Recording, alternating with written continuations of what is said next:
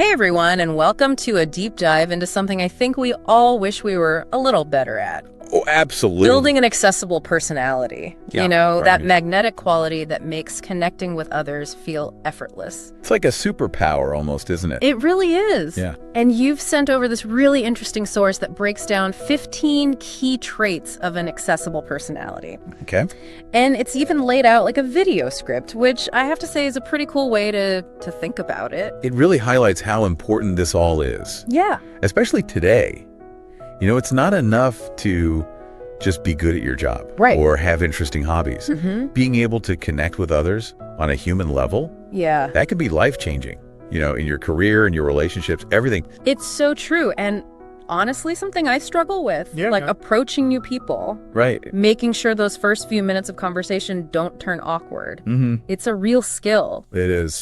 Thankfully, this source dives right into what it calls the foundation. Okay. Approachability, open-mindedness, empathy, emotional intelligence, and humility. So it's like, we're building a house here.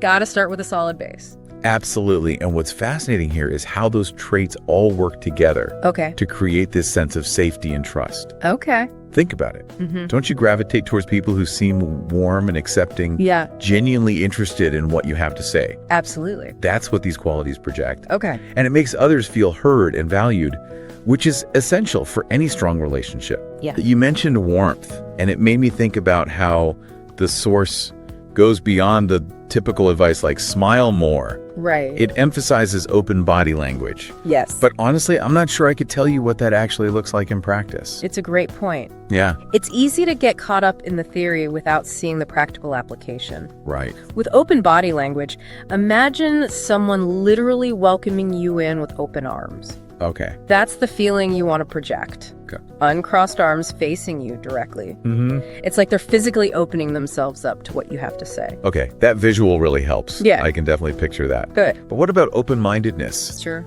The source argues that it's not about agreeing with everyone, but respecting different opinions, Right. which feels especially tricky today. Yeah. When it seems like everyone has very strong opinions about everything. Well, yeah, exactly. Yeah. How do we navigate disagreements constructively? Right. The source really emphasizes understanding the why behind someone's viewpoint, Okay. instead of immediately jumping in to defend your own position. Mm-hmm. Ask clarifying questions. Okay. Try something like, can you tell me more about how you arrived at that conclusion? Okay. It shows genuine interest. Yeah. And even if it's not always comfortable, Right. it can lead to a much more productive exchange. Right. The goal isn't to change their mind, Yeah. but to build mutual respect, even when you disagree. That makes a lot of sense. Yeah. And it actually ties into the next trait, empathy. Okay. The source really hammers home the difference between sympathy and empathy. It's not just about feeling sorry for someone. Great. It's about stepping into their shoes. Yes. But how do you actually do that? That's where active listening comes in, Okay. which we'll get to later. Okay. But the source also gives some great phrases you can use to demonstrate empathy. Okay. Like, that sounds really tough, or I can imagine how you must feel. Mm-hmm. It's about validating their emotions. Right. Even if you haven't personally been in their exact situation. It's about connecting on that deeper, Yes. more human level. Exactly. And this leads perfectly into emotional intelligence, Okay. which you mentioned struggling with earlier. Yes. Especially those feelings of anxiety around awkward interactions. Oh, all the time. Right. It's a constant battle. Well, the source suggests that emotional intelligence can actually be your secret weapon in those situations. It's about learning to manage those anxious thoughts Okay. instead of letting them control you. So it's not about pretending to be someone I'm not. Right. It's about handling those moments more gracefully. Precisely. The source actually talks about a technique called emotional labeling. Okay. When you feel that anxiety creeping in, Mm-hmm. acknowledge it. Say to yourself, okay, I'm feeling anxious right now. Okay. That simple act of naming it can actually take some of its power away, Wow. allowing you to respond with more intention. That's really interesting. I'm going to try that. Yeah. Okay, before we move on, I'm curious about this last trait in the foundation. Okay. Humility. Yeah. I think a lot of people see humility as weakness. Right. But the source seems to define it differently. It's an important distinction. Humility in this context isn't about downplaying your achievements or putting yourself down. Okay. The source describes it as a balance between self-confidence and self-awareness. You can be proud of your accomplishments while still acknowledging you don't have all the answers. So being open to feedback. Yes. And willing to learn from your mistakes. Exactly. It's about approaching every interaction as an opportunity to grow. And that kind of openness is incredibly attractive. Yeah. It allows others to feel comfortable being themselves around you, Right. knowing they won't be judged or one-upped. I'm starting to see how all these traits work together. Right. It's like we're laying the groundwork for genuine connection. Exactly. Creating a space where people feel comfortable opening up. And that leads perfectly into the next cluster of traits the source focuses on. Building trust and connection. Okay. We've got that solid foundation. Yeah. But how do we go deeper? Right. Cultivate those lasting bonds. That's where transparency, flexibility, patience, authenticity, and confidence come in. Okay, so much to unpack there. Yeah, Let's start with transparency. sure. It's a word that gets thrown around a lot, Right. but the source makes it clear that it's not about oversharing every detail of your life. Yeah, it's not about spilling your deepest secrets to everyone you meet. Right. Think of it more as a commitment Okay. to clear, honest communication. Okay. Being upfront about your needs and boundaries, being genuine in how you interact with others, Right. that's what builds trust over time.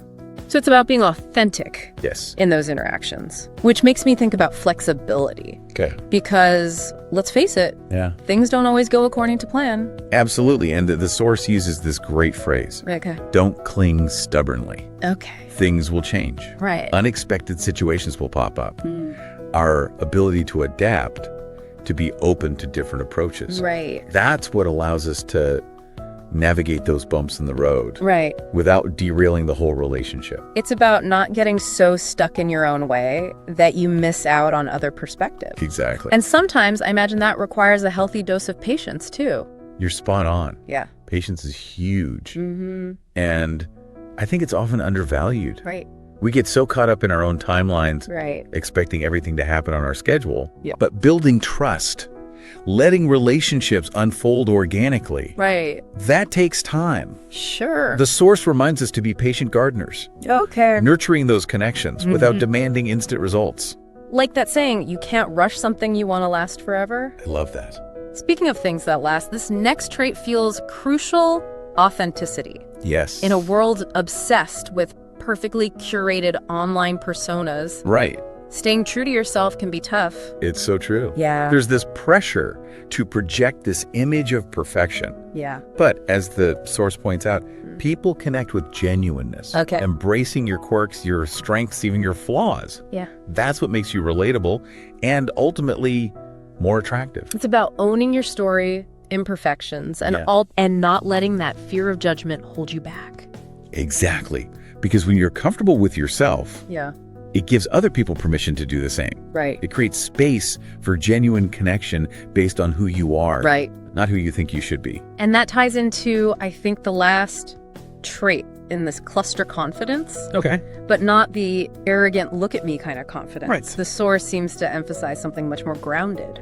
It's about that quiet confidence Yeah. that radiates from self-awareness. Okay. You know, your values, your strengths, your areas for growth. Yeah. You're comfortable in your own skin.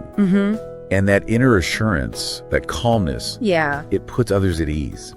It's not about being the loudest voice in the room. Right. It's about trusting your own voice. Speaking your truth with conviction. Exactly. That's what draws people in. It's about having the confidence to be yourself.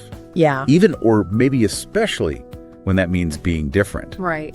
Because that's where true authenticity lies. Okay, so we've covered a lot of ground here. We have. That solid foundation of approachability, open-mindedness, Yeah. empathy, emotional intelligence, and humility. Right. Then building trust through transparency, flexibility, patience, authenticity, and that quiet confidence that comes from really knowing yourself. Yeah, But the source doesn't stop there. it doesn't. It goes on to talk about how these traits translate into engaging with the broader world around us. And this is where it gets even more interesting, because it's one thing to have like a really great one-on-one conversation. Right. But how do you bring that same energy to larger groups, different social situations? That's where the source highlights positivity, reliability, active listening, inclusivity, and curiosity. It's like taking everything we've talked about Right. and Right. applying it on a larger scale. Exactly. And I think this is where a lot of people Even those who consider themselves pretty personable Right. can sometimes stumble. Yeah. It's about creating an environment where everyone feels welcome, respected, valued, regardless of the situation. So let's dive into those traits. Yeah. First step, positivity. Okay. Seems straightforward enough, but I have a feeling the source goes deeper than just slapping on a happy face. You're right. It's not about ignoring problems or pretending like everything is perfect. Right. The source really emphasizes focusing on solutions. Challenges are inevitable, but do you approach them with a can-do attitude Right. that drive to find a way forward? Okay.